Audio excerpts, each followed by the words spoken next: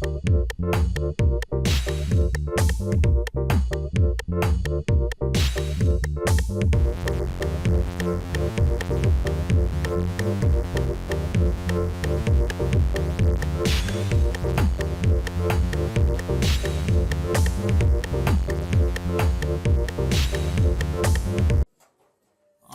கதிர்கள் புவி பரப்பி காத்திருக்க ஆணையிடுங்கள், இதோ ஒரு நொடியில் வானத்து மேகங்களை எல்லாம் உங்கள் வசம் திருப்பி விடுகிறேன் என்று தென்மேற்கு பருவக்காற்று வீசி நிற்க, நாளைய உலகின் மன்னர்களாம் என்னருமை உடன்பெறவா சகோதர சகோதரிகள் இங்கே அமர்ந்திருக்க, வீணையில்லா கலைவாணிகளாய் மதிப்புமிக்க ஆசிரிய பெருமக்கள் விட்டிருக்க, தென்றலோடு என் பேச்சும் கலந்து உங்கள் செவி நிறைக்க, முதற்கண் என் நெஞ்சார்ந்த வணக்கம்.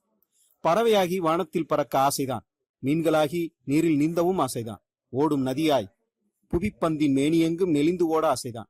இருந்தாலும் தடம் பார்த்து நடப்பவர்கள் நடுவே தடம்பதித்து நடந்த ஒரு மாமனிதனாய் பிறக்கவே எனக்கு விருப்பம். என் விருப்பத்தை இறைவன் நிறைவேற்றிவிட்டால், ஆம், நான் கர்ம வீரர் காமராசர் ஆகிவிட்டால் என் கற்பனை குதிரையை தட்டி விடுகிறேன். களைப்பு தீர அது ஓடட்டும். சற்றே செவி கொடுங்கள் அதன் காலடி சுவடுகளின் ஓசையை கேட்க. அட, இப்ப என்னென்ன மனுஷனா இறந்தா பிறக்கிறது ஆதியிலிருந்து நடந்துக்கிட்டு தான் இருக்கு. என்ன அப்படி அதிசயமா நடந்து போச்சு? இப்ப ஏன் தெய்வங்க தான் அவதாரம் எடுக்கணுமா? மனுஷனுக்கு அந்த வாய்ப்பு இல்லையா? உங்களை எல்லாரையும் பள்ளிக்கூடத்துக்கு வந்து நல்லா படிக்க சொன்னேனே, படிக்கிறீங்களா? வாத்தியாருக்கு நல்ல மரியாதை கொடுக்குறீங்களா? மனித உரிமை குழுவுக்கும் 1098 அப்படிங்கிற எண்ணுக்கும் அடிக்கடி போன் பண்றீங்களாமே. அவங்க என்ன உங்களை சித்திரவதை பண்ணவா பள்ளிக்கூடத்துக்கு வராங்க? முதல்ல வாத்தியார புரிஞ்சுக்கங்க. ஏர் விழும்போது வலின்னு நினைக்கிற நிலம் விளைஞ்சு நிக்குமா? என்ன மேல்தட்டு மக்கள் மட்டும்தான் படிக்கணும்னு இருந்த கல்வியை மாத்தி அடித்தட்டு மக்களும் படிக்கணும்னு நான் எம்பிட்டு பாடுபட்டேன். அதை ஏன் புரிஞ்சுக்க மாட்டீங்க? எல்லாத்தையும் இலவசம் இலவசம்னு அரசு உங்களுக்கு அள்ளி கொடுத்தோம். நீங்க விடுப்பு எடுத்துக்கிட்டு வீட்டிலே இருந்தா அது நல்லாவா இருக்குன்னு. ஒழுக்கம் கெட்டு போச்சுன்னா அப்புறம் படிச்சு என்ன பிரயோஜனம்? போங்க போங்க, போய் படிங்க. இனிமேலாவது ஆசிரியர்களை தெய்வமா மதிங்க. அட, யாருப்பா நீ? ஆள் நிக்கிற கூட தெரியாம என் மேல வந்து விழுற? அடடா, பகல்லே குடிச்சிருக்கியா? யாராவது இங்க சாராயம் காய்ச்சறாங்களா? என்னது, கடையே இருக்கா? இதெல்லாம் விக்கிறதுக்கு யார் அனுமதிச்சா? அரசு என்ன செஞ்சுக்கிட்டு இருக்கு? அரசுதான் விக்கிறா? என்னப்பா கொடுமை! அன்னைக்கு பெரியாரும் நானும் சேர்ந்து கள்ளுக்கடை மறியல் எல்லாம் பண்ணி சாராயத்தை ஒழிக்கிறதுக்கு அவ்வளவு பாடுபட்டமே, மறுபடியும் சாராயத்தை கொண்டு வந்துட்டீங்களா? குடியே கிடக்கும், குடிப்பழக்கம் உடலுக்கு தீங்கானது அப்படின்னு விளம்பரம் பண்றதோட விட்டுட்டீங்களா?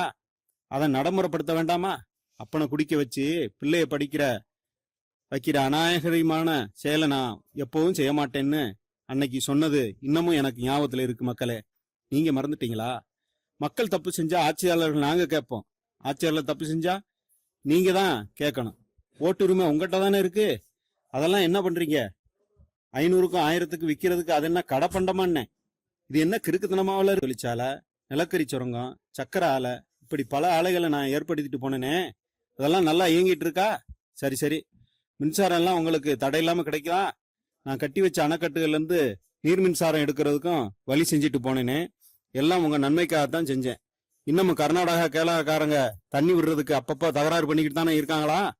நதிநீர் பங்கீடு பற்றி மத்திய அரசு கிட்ட பேசி அதை ஒரு முடிவுக்கு கொண்டு வாங்கன்னு நாம எதிர்கட்சி ஆளுங்கட்சி பார்க்காம ஒண்ணு கூடி நின்னாத்தான் நமக்கு நல்லது நடக்கும்னு ட்ரங்கால் போட்டு பேசுற அந்த காலத்திலேயே இந்தியா முழுவதும் உள்ள தலைவர்கிட்ட தமிழ்நாட்டு நிலைமையை சொல்லி நான் உதவி கேட்டேன். பிரதமர் என்னோட செயல்பாடுகளை பார்த்து நம்ம தமிழ்நாட்டுக்கு வேண்டியதை செஞ்சு தந்தாரு. இன்னைக்கு அதே போல கேளுங்க, நம்ம பிரதமர் கண்டிப்பா செஞ்சு கொடுப்பாரு.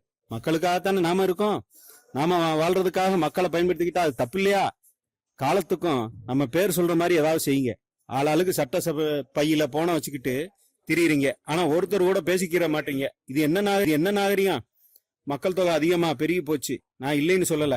ஆனா அதுக்காக காடுகளை வனவளங்களை அழிச்சிடாதீங்க. அதுக்கு தனியா பாதுகாப்பு கொடுங்க. எல்லா மக்களுக்கும் மருத்துவ வசதி கண்டிப்பா கிடைக்கணும். திறமையான மருத்துவர்கள் வந்தா தான் நாட்டுல நோய் நொடி இருக்காது. அரசு பள்ளிகளுக்கு முக்கியத்துவம் கொடுத்து அதை சரியா பராமரிச்சு வைங்க. அரசு பள்ளியில வேலை பார்க்கிற ஆசிரியர்களும் அவங்க பிள்ளைகளை அங்கேயே படிக்க வைங்க. அப்பதான் பொதுச்சனங்களும் அரசு பள்ளியை நோக்கி வருவாங்க. கூவி விற்கிறதுக்கு கல்வி என்ன கிடைச்சிருக்கா? எல்லாத்தையும் தனியார்கிட்ட கொடுத்துட்டு என்ன செய்ய போறீங்க?